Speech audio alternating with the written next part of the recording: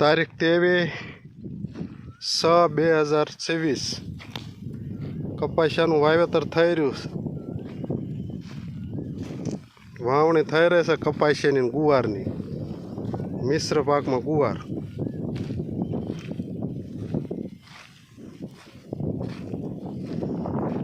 દેશી ખાતર ભરીને કમ્પ્લીટ.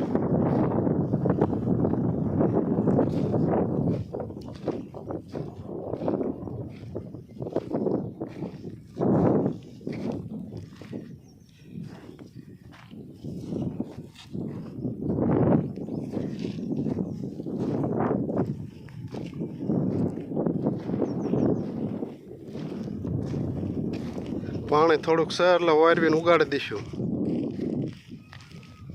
કપા ગુવાર.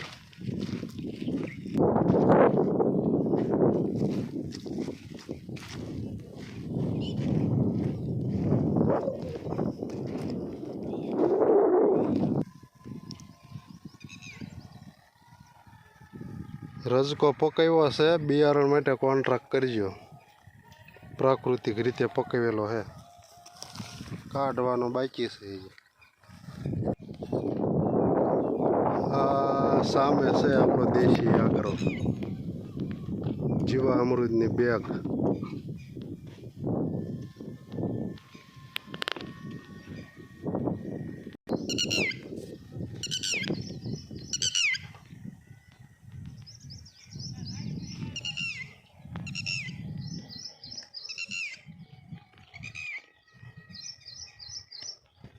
દસ પણે અરક જીવા અમૃતના આંકડાનું દ્રાવણ તૈયાર થઈ ગયેલું.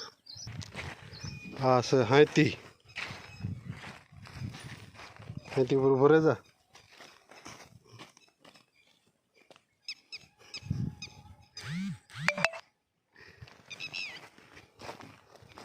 હાથી બળદથી સાહ નાખીને કમ્પ્લીટ થઈ ગયું છે.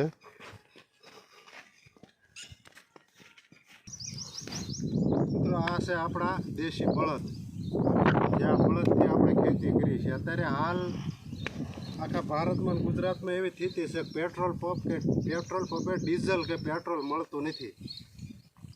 તો જે ટ્રેક્ટરથી ખેતી કરે છે, શનેડાથી ખેતી કરે છે, એને લગભગના ખેડ અત્યારે બાકી છે.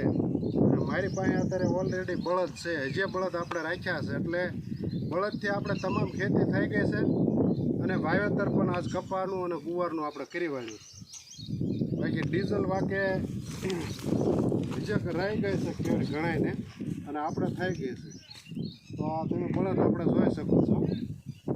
બળદથી હારામાં હારી ખેડ આપણે કરવી છે. નજીકથી થોડુંક સીન લે. ખેતી માટે આપણે બળદ હજી રાખેલા છે. તો બળદથી ખેડ કરવામાં એક તો ફાયદો મોટો એ છે કે આપણી જમીન એક ધારી પોષી રહે અને સાણિયું ખાતર પણ આપણે વધે છે. અને એક આપણા બળદ પણ હસવાય છે, જે આપણે કાઢી મૂકીએ છીએ, રોડે રખડતા મૂકે છે, એ બળદ પણ આપણે ખાસવી જોઈએ. તો સારી ક્વોલિટીના બળદ પણ આપણી પાસે છે. જો સારી ઉત્તમ ખેડ કરવી હોય તો બળદ અવશ્ય આપણે રાખવા પડે. અત્યારે બધાને બળદ સાંભળે, ટ્રેક્ટરને શનેડા આધાર બધાએ સડાવી દીધા સાઈડમાં. ડીઝલ નથી મળતું. હજી ખેડૂત બધાને બાકી છે. ચોમાસું માથે આવી ગયું છે અને આપણે ગુવાર ને કપા બળદના પ્રતાપે વાવણી થઈ ગઈ છે. હવે ખાલી પિયત જ દેવાનું રહ્યું છે. તો તમે પણ ગાય રાખો, બળદ રાખો અને સારી એવી ખેડ કરો. જે આપણા ગુજરાતના રાજ્યપાલ કહે છે પ્રાકૃતિક ખેતીનો વેગ વધારો. તો બળદ રાખશો તો તમે હારામાં હારી ખેતી કરી શકશો અને સાણિયું ખાતર પણ તમારે વધશે. તો આગળ એક બીજો વિડીયો પછી આપણે કપાસ ઉગી જશે ત્યારનો મૂકશું. આ વિડીયો સારો લાગે તો શેર, પાસને સબસ્ક્રાઈબ અવશ્ય કરજો. કારણ કે હમણાંથી વિડીયો આપણે મૂક્યા નહોતા એટલે બહુ ઝાઝા ખેડૂતના ફોન આવે છે, પણ નહોતા મૂક્યા એનું એક કારણ હતું. કારણ આપણે બીજા વિડીયામાં દર્શાવશું. જય હિન્દ, જય ભારત, જય ગૌ માતા. ગાયને પાળતા રહો, ગાય બસાવો અને ગાય આધારિત ખેતી કરતા રહો. જય હિન્દ.